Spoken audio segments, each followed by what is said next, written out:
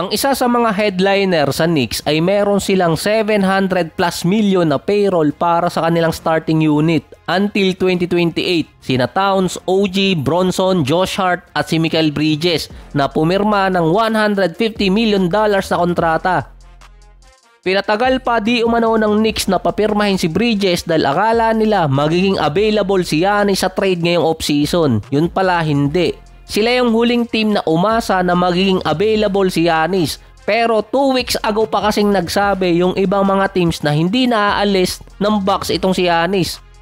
Kaya nag-move on na sila sa free agency at wala din naman trade market nun para kay Giannis dahil alam nilang hindi aalis ng Bucks. Since napapirma nila si Mikal Bridges, hindi rin siya safe dahil mawawala yung restriction na hindi siya pwedeng i-trade by December 31, 2025. Abot pa siya sa deadline. Ginamitan di umano ng Knicks na pinagbabawal na technique itong si Mikal Bridges. Actually, hindi naman talaga bawal yun. Nautakan lang talaga nila yung NBA dati.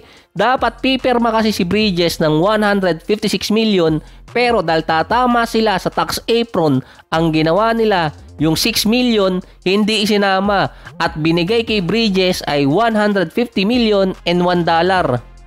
Iniwan talaga ni Bridges yung nasa 6 million na kontrata dahil sa flexibility. Pero next year pa naman talaga magte-take effect yung panibago niyang kontrata. At kahit pa next year magte-take effect yun, 2 million na lang ang natitira sa tax apron nila. Kung kinuha pa ni Bridges yung another 6 million, hanggang until 2028 lagpas sila sa first tax apron.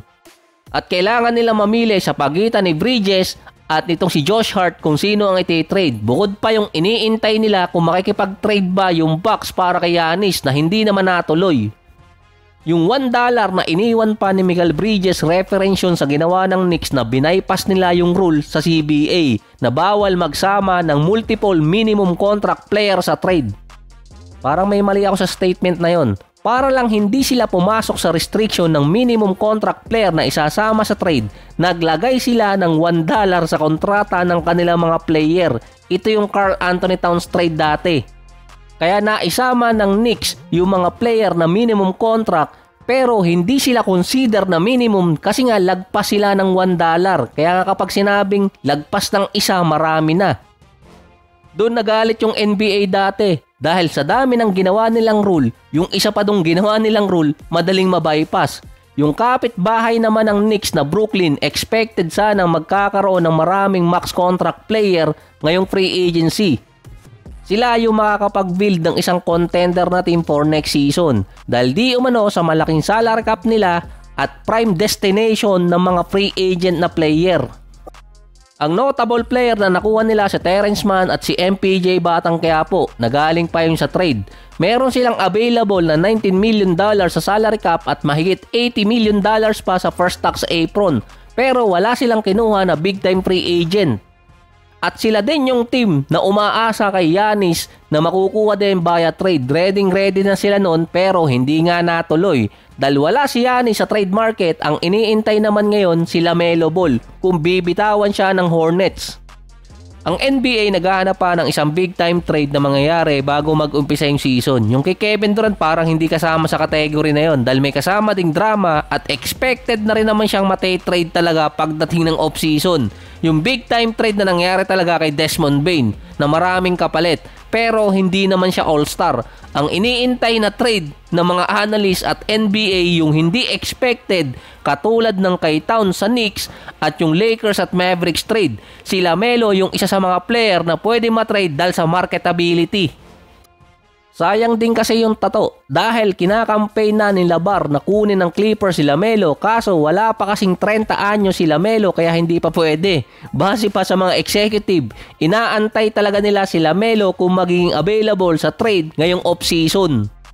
Lalo na binoto pa si LaMelo bilang most overrated player ng kapwa niya player din. Ang Brooklyn ang frontrunner di umano na posible makuha si LaMelo kung sakaling ite-trade ng Hornets dahil nga base sa contract nila, madali nila maibibigay yung kontrata ni LaMelo at hindi pa sila lalagpas ng tax apron.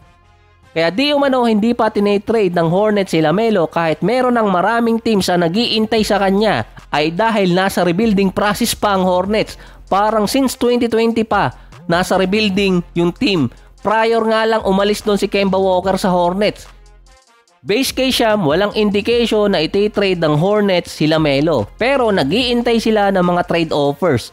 Ang 2026 season ang possible borderline ni LaMelo dahil si Brandon Miller ay pipirma ng contract extension next season at malaki din yung kontratang posibleng makuha niya. Isa pa doon, hindi rin alam kung sino ang i-retain ng Hornets kasi nga nasa rebuilding process sila, nasa kalahating dekada na.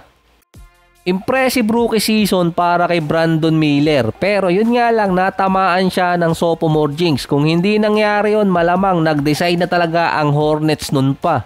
Naka 27 games lang siya last season, pero may total average siya sa 2 taon na 18 points, 4 rebounds, 3 assists at 3 out of 8 sa 3-point area.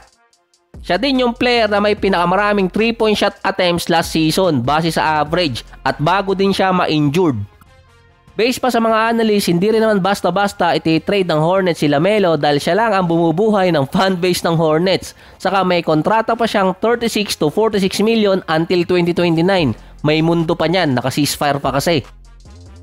Sa nakaraan 3 season nga lang, malasayon din si LaMelo, nasa 105 games. Sa buong karir naman niya, nananalo ang Hornets kapag naglalaro siya. May total na 90 wins at 133 losses. 42% winning rate. Kapag naman wala sa lineup si LaMelo, nasa 45 wins at 124 losses, 26% winning rate ang Hornets nun. Kaya hindi rin malaman kung nasa rebuilding process yung Hornets dahil kalimitan naman hindi naglalaro si LaMelo dahil laging nai-injured yung paa niya. Kung si Lonzo nayari ng injury dahil sa big baller brand na sinusuot niya dati, si LaMelo naman kahit may signature shoes sa kanyang ama dati, hindi naman niya ginagamit yun.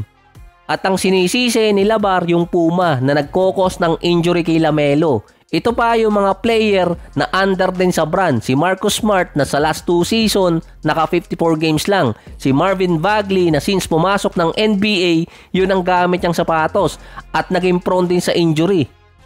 Si Tyrese Halidogi naman naglabas pa ng signature shoes bago na injured. Si Kendrick na noong 2020 pa ginagamit yung brand at nag-cause din ng injury sa kanya. Andun pa si Kuzma, MPJ, Scoot Henderson na hindi rin nakakaabot ng 70 games.